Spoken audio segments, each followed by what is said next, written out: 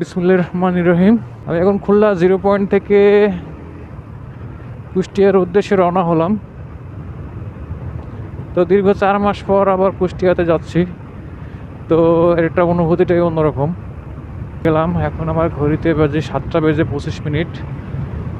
আর আমি এখন যেই রাস্তা দিয়ে যাচ্ছি এটি হচ্ছে খুলনা 0 পয়েন্ট থেকে যশোরগামী। এটা হচ্ছে বাইপাস রোড। আমার হাতের ঠিক ডান পাশে খুলনা শহর অবস্থিত। ইচ্ছে করলে খুলনা শহর দিয়ে যাইতে পারতাম, বাট খুলনা শহরের ভিতরে জ্যাম থাকার কারণে বাইপাস রোডটি আমি চয়েস করে নিছি, কারণ তাড়াতাড়ি যাওয়া যাবে গন্তব্যস্থলে। হাইওয়ে বাইক রাইড করতে হলে বিশেষ করে কয়েকটা জিনিস খেয়াল রাখতে হবে। সেটি হচ্ছে হাইওয়েতে বড় বড় বাস, ট্রাক এগুলো খুবই স্পিডে চলে। তো আপনাকে অবশ্যই খুবই কেয়ারফুলি বাইক রাইড করতে হবে, কারণ একটা ছোট ভুলের কারণে আপনার যে কোনো সময় একটা বড় ধরনের দুর্ঘটনা ঘটতে পারে। তো বিষয়টি আপনাকে অবশ্যই মাথায় রাখতে হবে।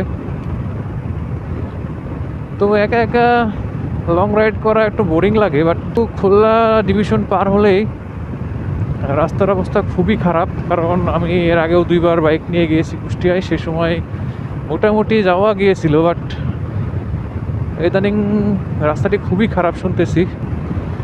তো আপনারা যদি কোথাও লং রাইডে বের হন অবশ্যই চেষ্টা করবেন সকাল সকাল বের হওয়ার জন্য। বাট সকালে বের হলে কি রাস্তাটা অনেক আপনি ফ্রি পাবেন। আপনার ফ্রি পেলে আপনি আপনার গন্তব্যস্থলে অল্প সময়ে পৌঁছাতে পারবেন। আছে যশোর 61 কিলোমিটার, এখান থেকে যশোর 61 কিলোমিটার।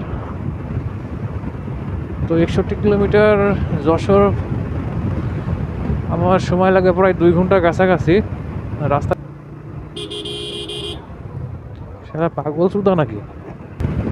গতবার যখন গিয়েছিলাম যশোর নোয়াপাড়া রাস্তাটা খুব খারাপ ছিল। আমার হাতের বাম পাশে নড়াইল, ডান পাশে খুলনা শহর। খুলনা সিটির বাইরে চলে আসছি। যেহেতু আমি বাইপাস রাস্তা দিয়ে আসছি, আপনাদেরকে শহরটি দেখাতে পারি না, এই জন্য আমি আন্তরিকভাবে দুঃখিত। কারণ শহরের ভিতর দিয়ে আসলে আমার আধা ঘন্টার সময় বেশি লাগতো। এই জন্য আমি বাইপাস হয়ে চলে আসছি। এখান থেকে যশোর দেখাচ্ছে 54 কিলোমিটার। খুলনা দৌলতপুরে চলে আসছি। যশোর নোয়াপাড়া খুব কাছাকাছি চলে আসছি। তো অল্প কিছুক্ষণের মধ্যে খুলনা ফুলতলা পার হয়ে যশোর নোয়াপাড়ায় ঢুকে যাব। কুত্তা, আমার সবচেয়ে কুত্তারে ভয় লাগে বেশি, কারণ আমার লাইফে একবার অ্যাক্সিডেন্ট করছি এটা কুত্তার লগে। এখান থেকে যশোর বিমানবন্দর হচ্ছে 41 কিলোমিটার। তো সকালবেলায় আলহামদুলিল্লাহ মোটামুটি রাস্তাটা অনেক ফাঁকা, তারপরও মোটামুটি জ্যাম আছে, তো খুবই কম যে তুলনায় থাকে প্রতিদিন, সেই তুলনায় নাই আর কি। নোয়াপাড়াটা অনেক ফ্রি পেয়ে ভালো লাগতেছে, কারণ বেশ কয়েকবার রাস্তাতে এই জায়গাটা অনেক জ্যাম পাইছি। আলহামদুলিল্লাহ এবার কোনো জ্যাম নাই, নোয়াপাড়াটা একদমই ফ্রি। নোয়াপাড়া তো এরকম ফ্রি থাকে না, যেহেতু সকালবেলায় দোকানপাট সব বন্ধ। খালি কুষ্টিয়া শহরের ভিতরে ঢুকে পড়লাম। এটি হচ্ছে কুষ্টিয়া শহরে ঢোকার যে রাস্তাটি। আমি তো 4-5টা জেলা পার করে আসলাম। বাগেরহাট জেলা, খুলনা, যশোর, ঝিনাইদহ। আমার কাছে কুষ্টিয়া সেরা মনে হয়েছে, কারণ কুষ্টিয়ার রাস্তাঘাট এত সুন্দর, আসলে এটা ভাষায় প্রকাশ করা যাবে না।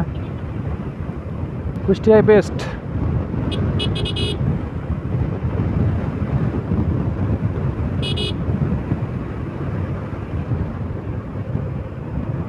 আমার 6 ঘন্টা বাইক রাইড করা শেষ, 7 ঘন্টায় পড়বে। এত সময় লাগার কথা ছিল না, এত সময় লাগেও না। এবার রাস্তা খারাপ, রাস্তা অতিরিক্ত ভাঙার কারণে সময় বেশি লেগে গেছে। সমস্যা নেই, ফাইনালি কুষ্টিয়ায় পৌঁছে গেছি, আর কোনো টেনশন নাই। সুন্দর রাস্তা আমি যশোর জেলাতেও দেখি নাই, ঝিনাইদহ দেখি নাই। এই যে শহীদ আবরার ফাহাদ স্টেডিয়াম আমাদের কুষ্টিয়া। আপনাদের কাছে কেমন লাগে অবশ্যই কমেন্ট করে জানাবেন। এটি হচ্ছে মেডিকেল কলেজের কাজ হইতেছে চলমান।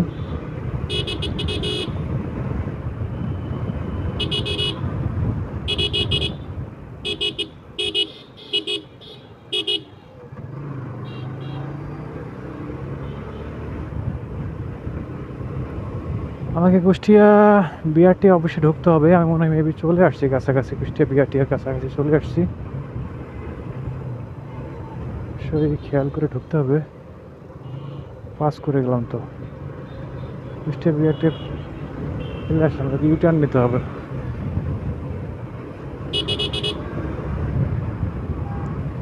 ইউটার্ন নিয়ে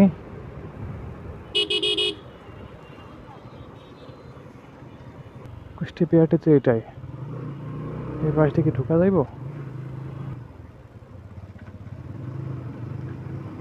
এখান থেকে আমার গাড়ির স্মার্ট কার্ডটি কালেক্ট করব। ফাইনালি চলে আসছি কুষ্টিয়া বিআরটি।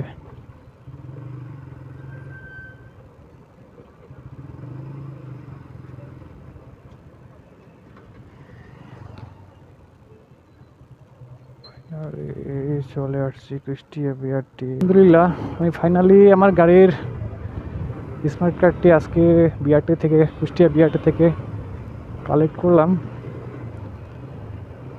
যদিও ভাইরা বলছে যে আরও 2 থেকে 3 মাস আগে আসছে আমার কার্ডটি, কিন্তু আমি খুলনা থাকার কারণে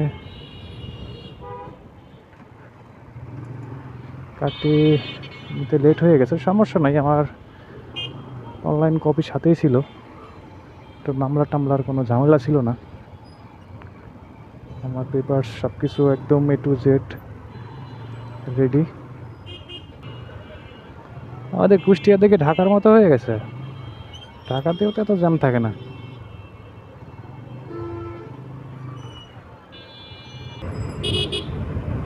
কুষ্টিয়া শহরের ভিতরে রাস্তাগুলো বেশ সুন্দর হয়ে গেছে। এর আগে কয়েক বছর আগে রাস্তাগুলো একেবারে বেহাল দশা ছিল, বাট এখন বর্তমানে বাংলাদেশের সেরা জেলা বলা যায় রাস্তাঘাটের দিক থেকে।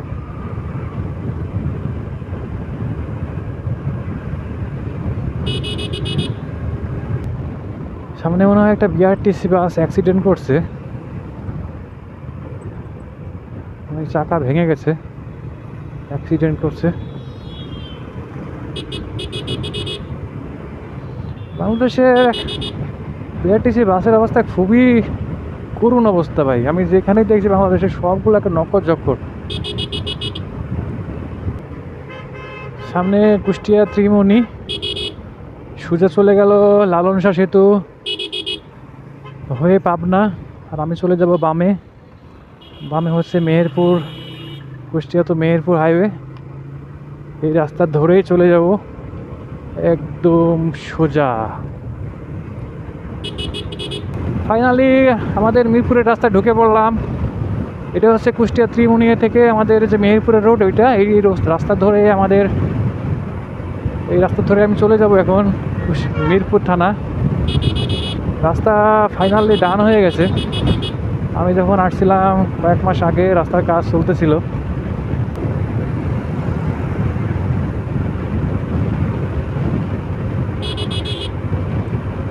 রাস্তাটি যা করছে না, অসম্ভব অসম্ভব সুন্দর।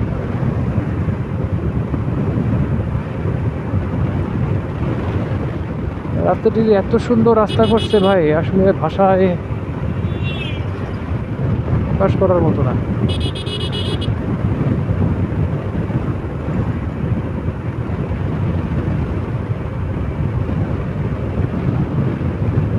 ডান পাশে বলিতাপাড়া মাধ্যমিক বিদ্যালয়, বলিতাপাড়া মাধ্যমিক বালিকা বিদ্যালয় অবস্থিত।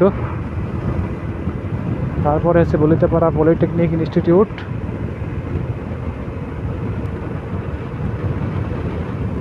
কি সুন্দর,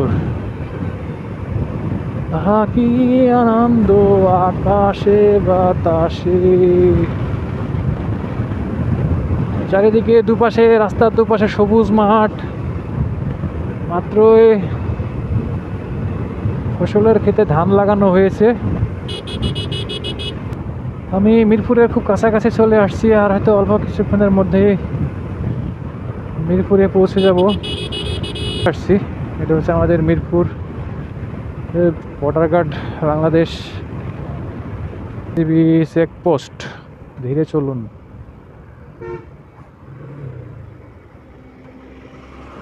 চেকপোস্ট আগে ছিল না, দেখি যে নতুন মনে হয় বসাইছে চেকপোস্ট। কি সমস্যা?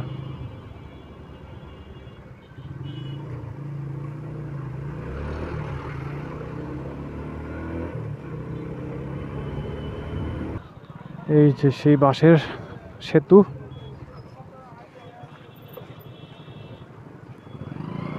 এটা এখন পার হব।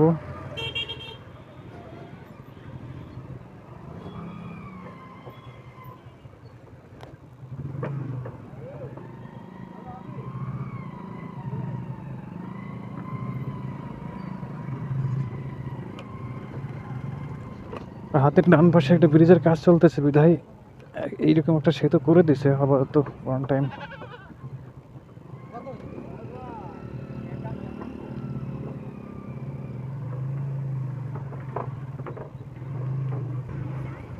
এটি হচ্ছে মিরপুর বল ফিল্ড।